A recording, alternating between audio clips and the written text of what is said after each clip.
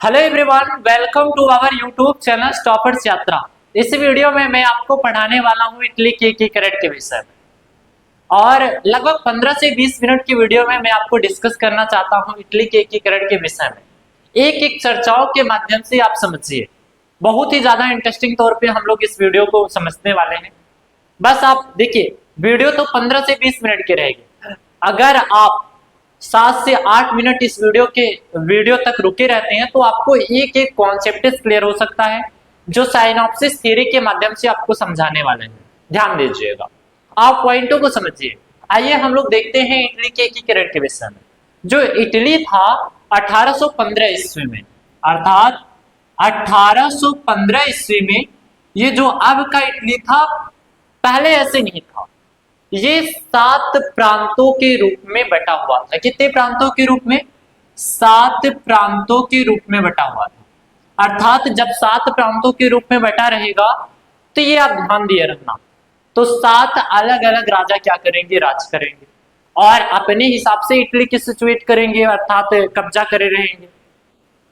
और राष्ट्रवादी की भावनाओं में वो एक इटली के समक्ष ना होकर, अर्थात राष्ट्रवाद ना बनने के लिए ये उन छोटे छोटे राज्यों पर क्या किए गए थे? कब्जा किए थे। आप ध्यान दिए रहना, पॉइंट को समझिए। जब 7 छोटे छोटे राज्यों के रूप में बटे हुए थे, सोडोनिया, जो ये सोडोनिया का भाग है, अर्थात इधर वाले भाग है पिडमोंट, इस पर इमैनुअल द्वितीय का कब्जा था, अर्थात इटली के असली राजा का कब्जा था। असली राजा मतलब समझते हो? ये जो इटली के राज परिवार थे, अर्थात इनकी पुश्तैनी इटली ही थी, ये इन दोनों पर इमैनुअल द्वितीय का क्या था? कब्जा हुआ था। और जो दक्षिणी भाग थे, दक्षिणी भाग में स्पेन का कब्जा था, अर्थात सिसिली का कब्जा था। ये आप ध्यान दे रहा, ये पॉइंटों को एग्जामों में पूछा जाता है मल्टीपल चॉइस क्वेश्चन के रूप में।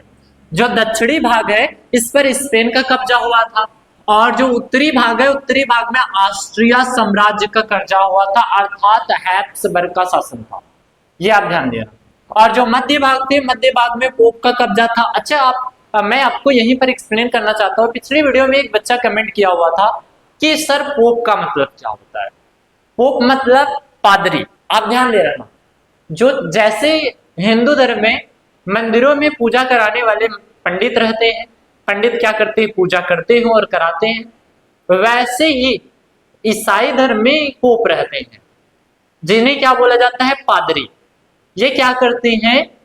ये चर्च में गॉड से प्रे करते हैं, और गॉड से प्रे करते हैं, और प्रे करने के बाद इनके धर्म के ये अनुयायी हैं, मतलब ईसाई धर्म के अनुयायी हैं, ईसाई धर्म के रक्षक हैं ये जो पोप है।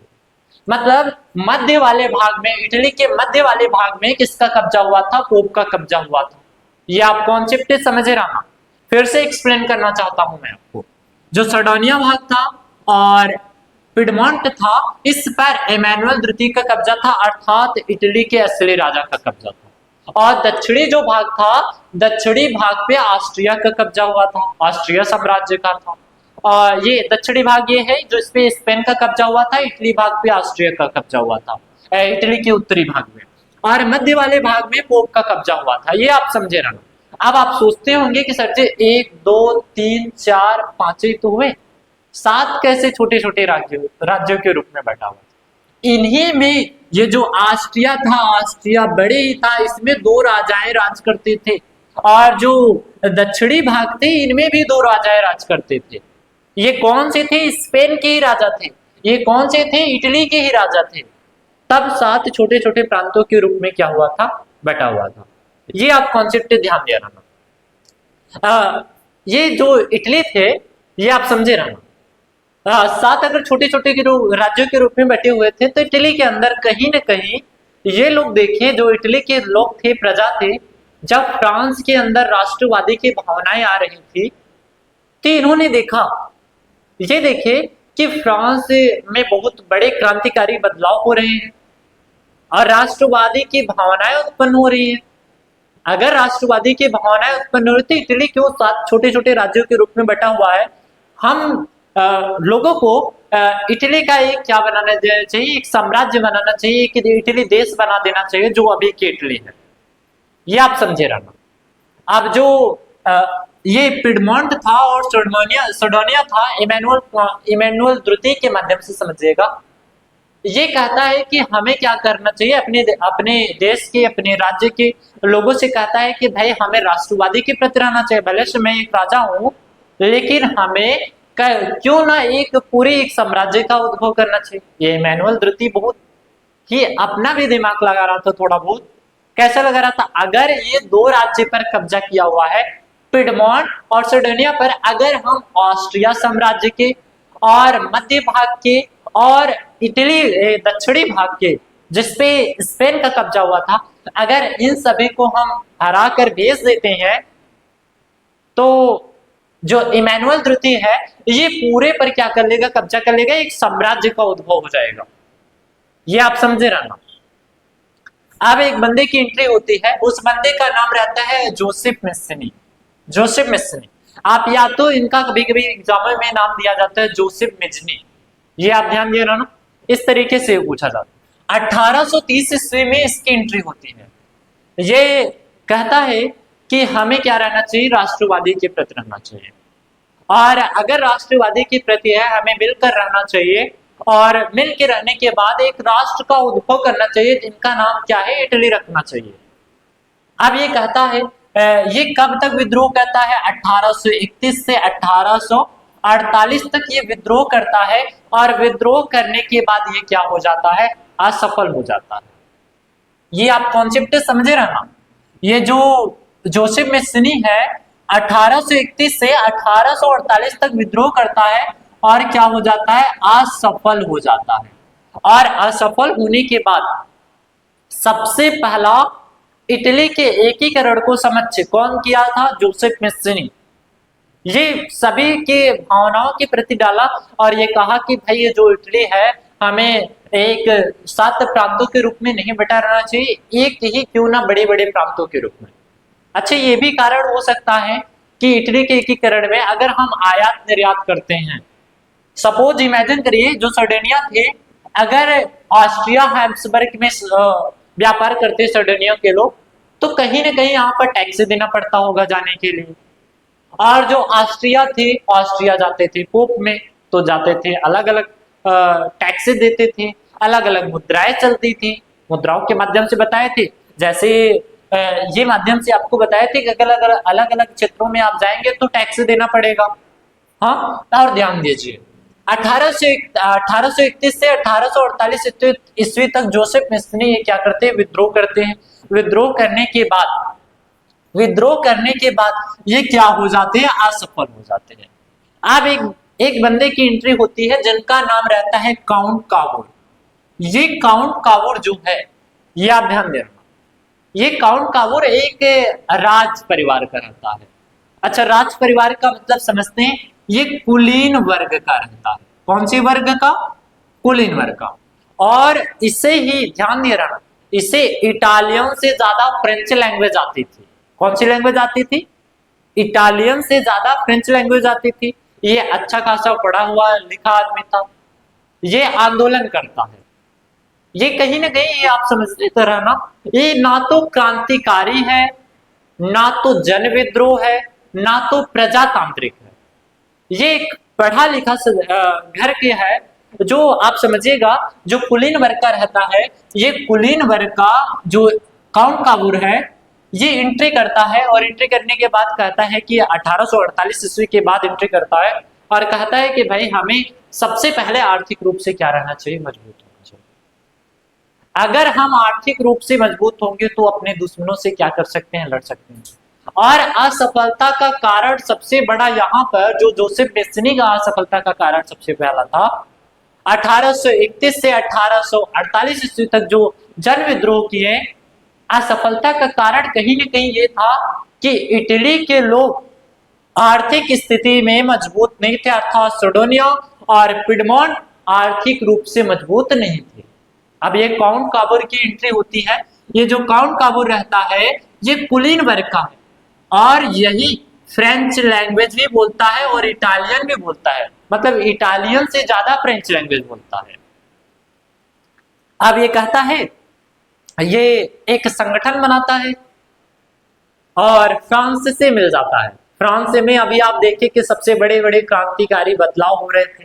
नेपोलियन से भी मिल जाता है। जब यहाँ पर क्रांतिकारी बदलाव हो रहे थे तो ये जो कुलीन वर्ग का काउंट काबूर था, ये फ्रेंच लैंग्वेज बोलता था और ये फ्रांस से मिलता है। ये कहता है कि ऑस्ट्रिया भाई आपका भी दुश्मन है, हमारा भी दुश्मन है। ये आप ध्यान दे रहा। ये कौन कहता है? काउंट काबूर। काउंट काबूर ये कहता है फ्रांस से कि ऑस्ट्रिया जो हैब्सबर्ग है तुम्हारा भी दुश्मन है, हमारा भी दुश्मन है।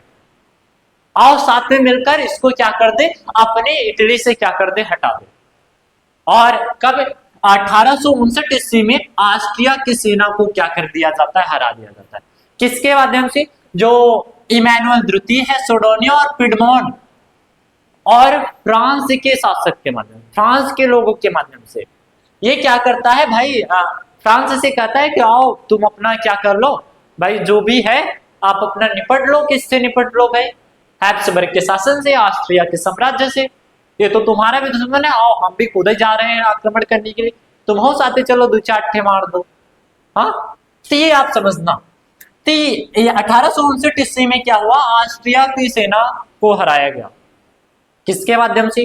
फ्रांस की सेना के माध्यम से, और सोडोनिया और पिडमोंट अर्थात असली राजा के माध्यम से, जो इटली के असली राजा थे। आप समझते रहना एक एक पॉइंटों को। अब कब्जा किस पर हो गया?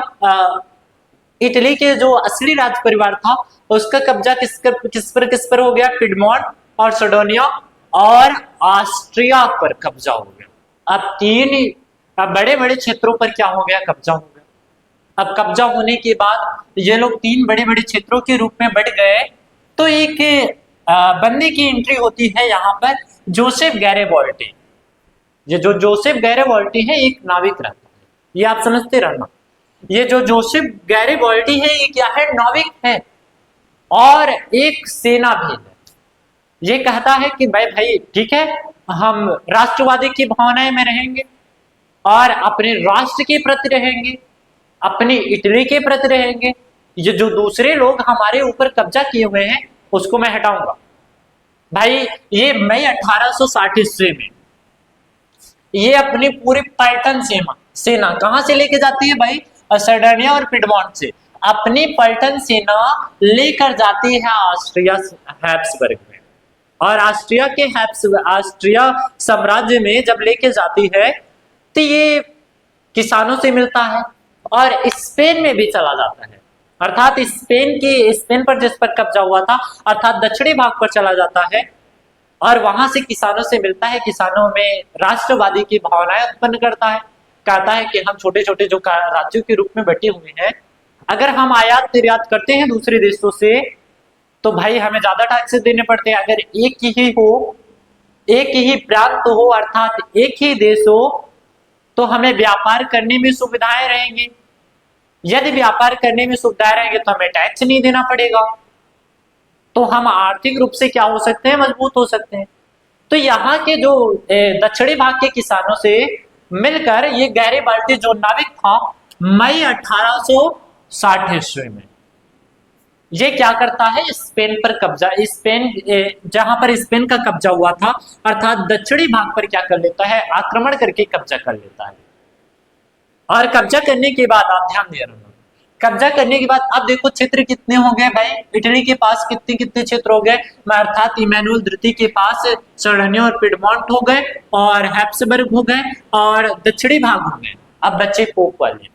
अब भाई इसके पास 1 2 3 4, हाँ, और आप जान रहे इसमें 2 है, इसमें 2 है भाई, 6। अब छोटे छोटे जो प्रांत थे पूरी साथ में पोप पर कब्जा कर लेते हैं बिना बताए। 1861 ईस्वी में कब्जा कर लेते हैं और 1861 ईस्वी में कब्जा करने के बाद 1861 ईस्वी में कब्जा करने के बाद इमैनुअल द्वितीय को पूरे इटली का राजा बना दिया जाता है। अब इमैनुअल द्वितीय क्या हो गया? ना सोडोनिया और ना पिडमोंट बल्कि पूरे इटली का क्या हो गया? राजा बन गया। और इटली का राजा बनने के बाद ये बहुत सी बड़े बड़े क्रांतिकारी बदलाव करता है। मैं आपको बताना चाहता हूँ ये जो इटली का एकीकरण है बहुत बार एग्जाम में पूछे गए। जब जब हाई स्कूल के पेपर बना है इटली का एकीकरण क्वेश्चन 100% पूछा। ये वेरी मोस्ट इंपॉर्टेंट क्वेश्चन है, आप सिनैप्सिस थ्योरी के माध्यम से याद कर लीजिए। बाकी अभी मैं आपको पॉइंटों के माध्यम से बताने वाला हूँ, एक एक करके कॉन्सेप्ट्स आपके क्लियर हो जाएंगे। आप उसको नोट डाउन कर लेना और एक एक करके एग्जामों में उसके माध्यम से लिखना ज्यादा बेटर माना जाता है। अगर आप कहानियों के माध्यम से याद किए हुए हैं जिस तरीके से मैंने आपको बताया, शायद ही कोई यूट्यूबर आपको एक्सप्लेन करे आपको इतने बेहतरीन तरीके से। और इसी को एक्सप्लेनेशन करते समय मैं आपको 2 से 3 घंटे अपने समय व्यतीत किया हूँ, 3 4 घंटे एनालिसिस किया हूँ, तब एक एक बिंदुओं को याद करके आपके समक्ष बताया हूँ। और इटली का एकीकरण कब समाप्त होता है? 1861 ईस्वी में। और मल्टीपल चॉइस क्वेश्चन में ये भी पूछा जाता है। आइए हम लोग पॉइंटों के माध्यम से समझते हैं। अभी आपको पूरी इंटरेस्टिंग तौर पे कहानियों को समझा दिया गया है। आइए हम लोग पहले पॉइंटों के माध्यम से समझते हैं इटली के एकीकरण के विषय। एकीकरण का मतलब होता है इकट्ठा होना। एकीकरण का मतलब क्या होता है? इकट्ठा होना। ध्यान दीजिए, अभी तक हम लोग कहानियों के माध्यम से एकदम बढ़िया से एक्सप्लेन कर चुके हैं। अब आइए हम लोग पॉइंट के माध्यम से समझते हैं। देखिए, इटली का भी राजनीतिक अलग और विघटन एक लंबा इतिहास रहा। मतलब इटली का बहुत ही ज्यादा क्या था, बहुत ही लंबा इतिहास था अलग राजनीतिक तौर पे। और इसके बाद इटली की एक तरफ बहुराष्ट्रीय हैब्सबर्ग का शासन था दूसरी तरफ अन्य क्षेत्रों का शासन था। मतलब एक तरफ हैब्सबर्ग अर्थात ऑस्ट्रिया का शासन था और अगली तरफ एक दूसरे राज्यों का क्या था? शासन था। और 19वीं सदी में इटली 7 प्रांतों के रूप में क्या हुआ था? बटा हुआ था। फिलहाल की आपको अभी बताया गया कि इटली कितने राज्यों में बटा हुआ है? 7 छोटे छोटे प्रांतों के रूप में बटा हुआ है। अब इसके बाद आते हैं, उनमें से एक सरडोनिया पिडमोंट पर इटली का राज परिवार राज करता था। मतलब इटली का परिवार का शासन था, इटली का राज परिवार का शासन था। किस पर था? सरडोनिया पर था और पिडमोंट पर था। इसके बाद आते हैं उत्तरी भाग पर ऑस्ट्रिया साम्राज्य का था, अर्थात आप क्या कह सकते हैं? हैब्सबर्ग का शासन। फिर इसके बाद आते हैं, मध्य भाग में पोप का शासन था तथा दक्षिणी भाग में स्पेन के बोर्बन राजाओं के नियंत्रण था। इसके बाद क्वेश्चन नंबर 6 मतलब पॉइंट नंबर 6 पे आते हैं। इटालियन भाषा को कोई एक प्रारूप नहीं था। वहां पर इटालियन भाषा को कोई प्रारूप ही नहीं था, अर्थात इटालियन भाषा भी इतनी बोली नहीं जाती थी इटली में। फिर इसके बाद आते हैं, इस भाषा के कई क्षेत्रीय मानवीय स्थान के प्रारूप थे। मतलब कई क्षेत्रों में अलग अलग भाषाएं बोली जाती थी, अर्थात अलग अलग मुद्राएं भी चलती थी। और इसके बाद नेक्स्ट आते हैं 1830 ईस्वी में। मैंने आपको बताया कि जोसेफ मेज़नी का या जोसेफ मेज़नी, कभी कभी एग्जामों में ये भी पूछा जाता है जोसेफ मेज़नी या जोसेफ मेज़नी, ये आप ध्यान दे रहे ना, दोनों एक ही है। 1830 ईस्वी में इसकी एंट्री होती है और एंट्री के बाद ये इटालियन को क्या करता है? एक राष्ट्रवादी के प्रति ये क्या करता है? संगठन बनाता है और कहता है कि भाई राष्ट्रवाद सबसे पहले है, क्यों ना हमें इटली जो 7 प्रांतों के रूप में बैठा हुआ है इसे हम एक प्रांत के रूप में बना दिया जाए, अर्थात एक देश के रूप में बना दिया जाए। इसके बाद ये लेकिन 1831 से 1848 ईस्वी तक ये विद्रोह क्या रहता है? सफल रहता है, अर्थात जो क्रांतिकारी क्रांतियां लेके आते हैं ये क्या रहता है? असफल रहता है। इसके बाद इमैनुअल द्वितीय पर पूरी क्या आ जाते हैं? जिम्मेदारियां आ जाती है। इमैनुअल द्वितीय पर पूरी जिम्मेदारियां आ जाती है। 1831 के बाद 1848 तक असफल हो जाते हैं जो इटली के एकीकरण को बनाने के लिए, और जो राज परिवार है इमैनुअल द्वितीय के ऊपर क्या आ जाते हैं? पूरी जिम्मेदारियां आ जाती हैं। नेक्स्ट पॉइंटों के माध्यम से समझते हैं। अभी आपको बताया गया कि 1831 और 1848 के बीच में जो जोसेफ मेज़नी था असफल हो गया था और ये ऑस्ट्रिया पर और स्पेन जहां पर कब्जा किया था दक्षिणी भाग में, वहां पर ये असफल रहा। और असफल होने का सबसे बड़ा कारण ये था कि आर्थिक स्थिति के रूप में इटली मजबूत नहीं था। इसके बाद नेक्स्ट पॉइंटों को देखिएगा। इटली के विभिन्न क्षेत्रों को एक करने का आंदोलन शुरू शुरुआत काउंट कावूर ने किया। अब एंट्री होती है किसकी?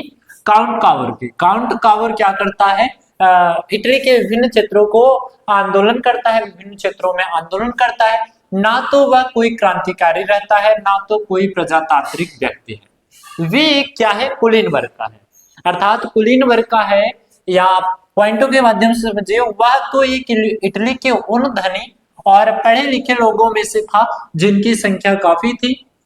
इसे इटालियन से ज्यादा क्या आते थे? फ्रेंच लैंग्वेज आती थी, मतलब इटालियन से ज्यादा इसे फ्रेंच लैंग्वेज आती थी। और ये फ्रांस से मिलकर क्या किया था कि ऑस्ट्रिया पर क्या किया था? कब्जा किया था। और आप ध्यान दीजिएगा, उसने फ्रांस से एक कूटनीति गठन किया, संगठन किया, अर्थात फ्रांस को अपने साथ मिला लिया, फ्रांस के सेनाओं के साथ मिला लिया और ऑस्ट्रिया साम्राज्य पर क्या कर देता है? आक्रमण कर देता है। और इसीलिए 1859 ईस्वी में ऑस्ट्रिया की सेना को हराने में कामयाब हो जाता है। इस लड़ाई में सेना को जवानों के अलावा सशस्त्र स्वयं सेवकों ने भी क्या लिया था? भाग लिया था। फिर इसके बाद जिनकी अगुवाई में जोसेफे गैरेबाल्टी कर रहा था, आप ध्यान दिए रहा ना, जोसेफे गैरेबाल्टी क्या था? सैनिक, नाविक था, ये सैनिक भी था। आप ध्यान दिए रहा ना, 1860 ईस्वी में ये कहां पर कब्जा करता है? जहां पर स्पेन के लोग अर्थात पोप के लोग भी क्या किए थे? कब्जा किए थे। वो मई महीने में क्या करता है? किसानों से मिलकर उस पर कब्जा जमा लेता है। और 1861 ईस्वी में विक्टर एमानुएल द्वितीय भी क्या हो जाता है? समुद्र इटली का क्या कर देता है? राजा बना दिया जाता है। किसको बनाया जाता है? एमानुएल द्वितीय को 1861 ईस्वी में पूरे इटली का क्या कर दिया जाता है? राजा बना दिया जाता है। या आई होप यहाँ तक कॉन्सेप्ट आपको समझ में आ गए होंगे। मिलते हैं नेक्स्ट वीडियो में, तब तक के लिए थैंक यू। अगर आपको वीडियो अच्छे लगे तो आप इस वीडियो को अच्छा से कमेंट करिएगा और चैनल को सब्सक्राइब कर लीजिएगा।